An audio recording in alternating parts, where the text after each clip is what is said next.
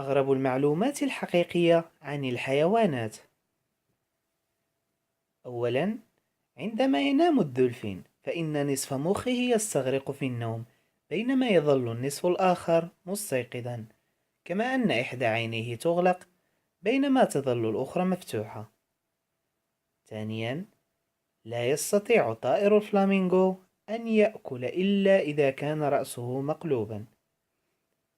ثالثاً، يوجد ذباب في جميع أنحاء العالم باستثناء منطقتي القطبين الشمالي والجنوبي.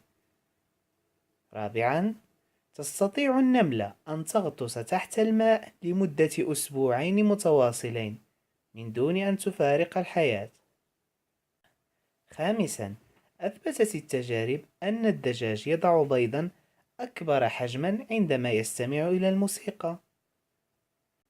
سادساً، أثقل سلحفاة تم العثور عليها حتى الآن بلغ وزنها نحو 950 كيلوغراما.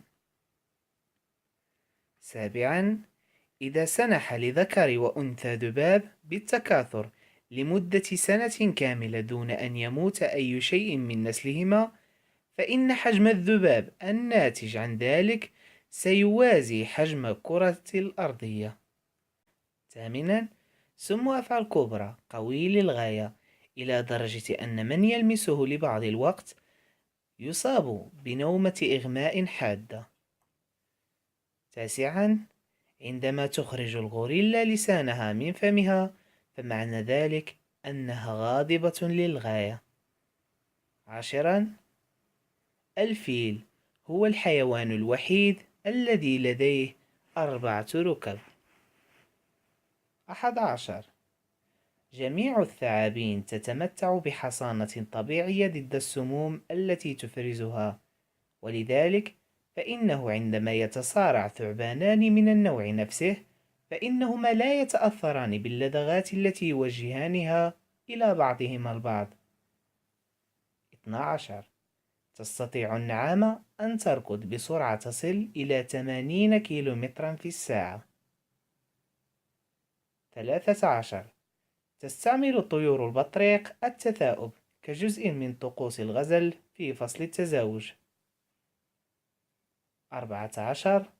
يستطيع الحصان أن ينام حتى وهو واقف على أرجله. 15.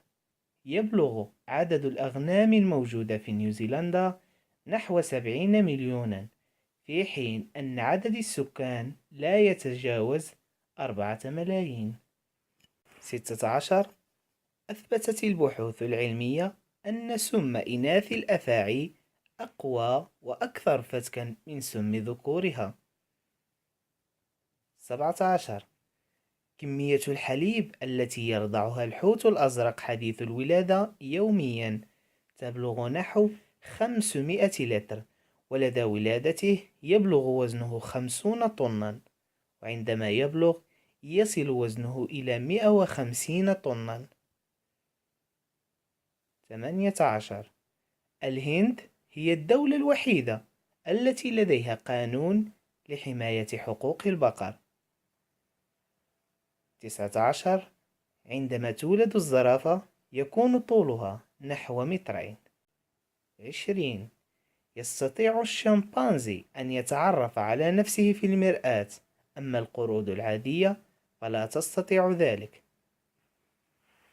وفي النهاية، لا تبخلوا علينا بإعجاب لتقييمنا أو تعليق صغير لدعمنا، ولا تنسوا الاشتراك في القناة لتصلكم باقي حلقاتنا.